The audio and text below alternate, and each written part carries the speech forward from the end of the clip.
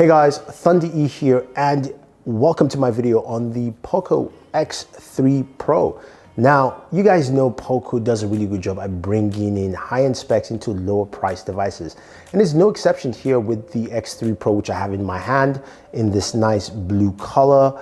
This is rumored to be priced at $320, but I'll give you the exact pricing pinned in the comments below because this was recorded before the press event. Now, this device is really cool. I do like what it brings to the table. Packaging wise, Poco is very clean and simple. You've got a case in there, and you've also got a 33-watt charger, and you've got fast charging built into this device. So that's actually very nice and really cool. The other thing also is when you look at this device overall, you're getting a lot of features that honestly, you shouldn't be getting at this price point. So you start off with its battery. 5,160 milliamp battery. This is not a 5G device, so you should expect this to last you more than a day, well into the next day with this device. So that's actually very nice. Then it also comes with the Snapdragon 860 processor. Now, I have no stats on this processor because I've tried to use benchmark tools.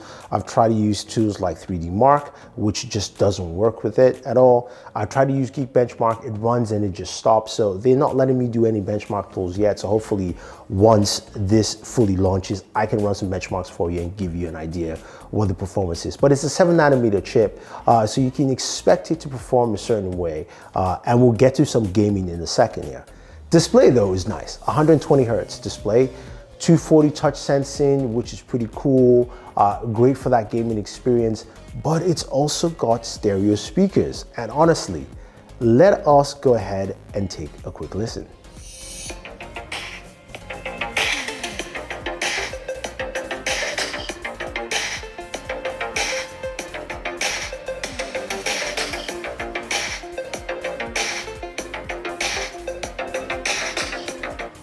Honestly, that was impressive. That is really nice to have from a device like this.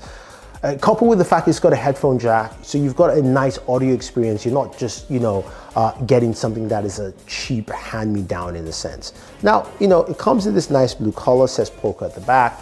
It's got a 48 megapixel sensor. It's got an array of camera sensors at the back as well, which is cool. And the camera does take some nice, interesting photos. They do well for its price point. Honestly, I like the photos in daytime. Yes, there's some parts where it was overblown, but you can live with that. It's also got a 20 megapixel front-facing camera, which does a decent job, but as you can see, it whitens my skin quite a bit, but I'm not going to be too harsh on it because honestly, again, its price point, it's pretty solid overall.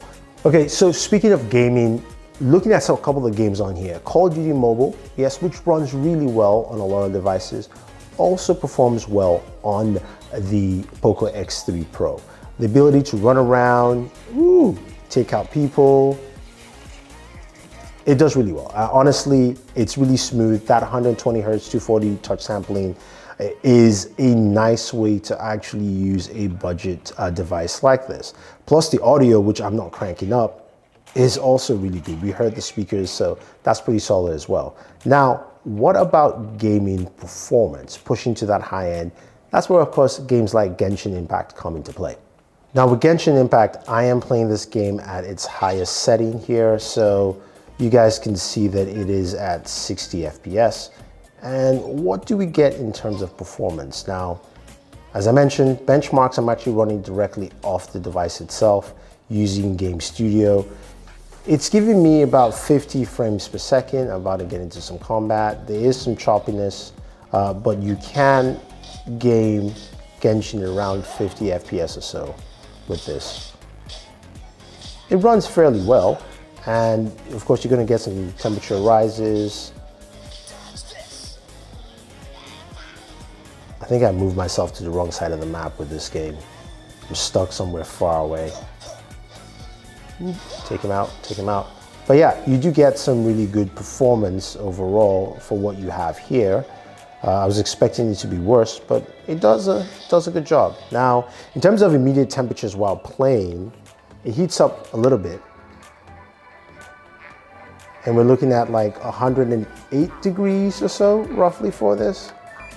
107, 108, which is about 42 degrees Celsius. So that's what you're getting in terms of temperatures for this. But performance-wise, you can play this quite well. Now, some of you probably be asking, what about PUBG? And just to kind of finish that up, PUBG is one where I'm not going to necessarily show you gameplay, but I'll show you some of the settings. You do have access to your full set of settings for PUBG Mobile, and I will tell you that in each of those, it runs as to be expected. So if you're playing PUBG and you're playing at Ultra HD Ultra, you're going to be getting about 37 frames per second, which is fine.